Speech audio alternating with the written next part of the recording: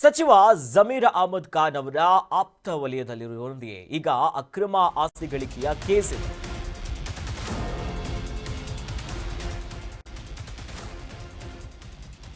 ಸಚಿವ ಜಮೀರ್ ಆಪ್ತರ ಮೇಲೆ ಗಂಭೀರ ಆರೋಪಗಳು ಕೇಳಿಬರುತ್ತಿದೆ.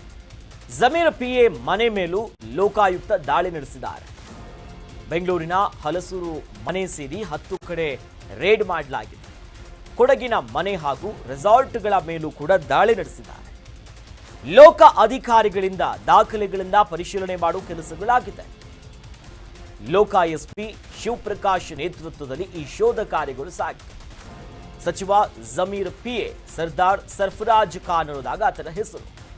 5ಕ್ಕೂ ಹೆಚ್ಚು ಅಧಿಕಾರಿಗಳಿಂದ ರೇಡ್ ಮಾಡಿ ಪರಿಶೀಲನೆ ಮಾಡಿಸಿತು.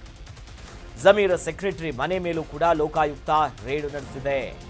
ಹಲಸೂರಿನ ರಜಿಯಾ ಮ್ಯಾನ್ಷನ್ ಮೇಲೆ ಈ ಮನೆ ಮೇಲೆ ದಾಳಿ ನಡೆಸಿದರು.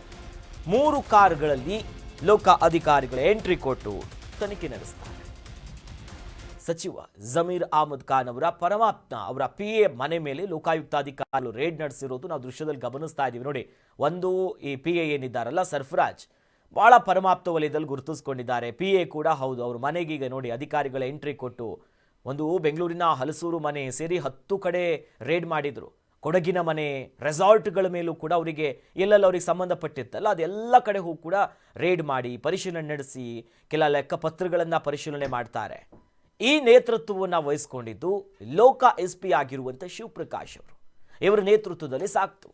5ಕ್ಕೂ ಹೆಚ್ಚು ಅಧಿಕಾರಿಗಳ ತಂಡ ಹೋದ್ರು. ಜಮೀರ್ ಸೆಕ್ರೆಟರಿ ಮನೆ ಮೇಲೆ ರೇಡ್ ಮಾಡ್ತಾರೆ. ಹಲಸೂರಿನಲ್ಲೂ ಒಂದು ರಜಿಯಾ ಮ್ಯಾನ್ಷನ್ ಅಂತ ಒಂದು ಮನೆ ಇದೆ, ದೃಶ್ಯದಲ್ಲಿ ಗಮನಿಸ್ತಿದ್ವಿ ನೋಡಿ, ರಜಿಯಾ ಮ್ಯಾನ್ಷನ್ ಅಂತ. ಈ ಮನೆ ಮೇಲೂ ಕೂಡ ರೇಡ್ ಮಾಡ್ತಾರೆ.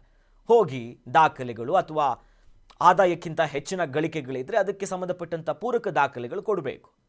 ಒಂದಕ್ಕೊಂದು ಹೊಂದಾಣಿಕೆ ಆಗಿಲ್ಲ ಅಂತಂದರೆ ಕೇಸ್ ದಾಖಲಾಗುತ್ತೆ, ಎಲ್ಲವನ್ನ ವಶಕ್ಕೆ ಪಡೆಯುವಂಥ ಕೆಲಸ ಆಗುತ್ತೆ.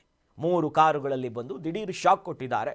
ಮುಂದಿನ ತನಿಖೆಯಲ್ಲಿ ಗೊತ್ತಾಗಬೇಕು ಎಷ್ಟೆಷ್ಟು ಆಸ್ತಿಗಳಿದೆ, ಯಾವುದು ಚಿರಾಸ್ತಿ, ಯಾವುದು ಚರಾಸ್ತಿ, ಯಾವುದುಗಳಿಗೆ ದಾಖಲೆ ಇದೆ, ಯಾವುದಕ್ಕೆ ದಾಖಲೆ ಇಲ್ಲ ಅಂತ.